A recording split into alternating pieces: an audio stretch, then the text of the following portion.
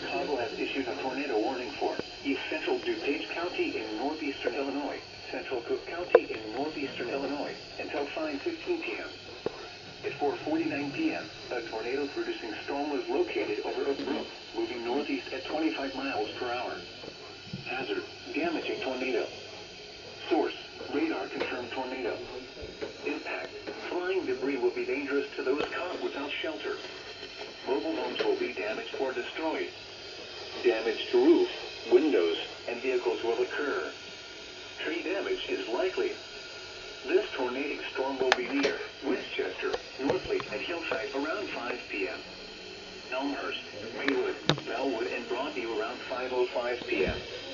Other locations in the path of this tornadic thunderstorm include Melrose Park, Forest Park, and River Forest, including the following interstates: Interstate 88 between mile markers 137 and 140, Interstate 290 between mile markers 13 and 20.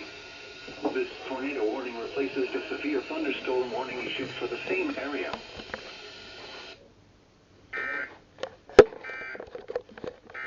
This is the tornado warning emergency.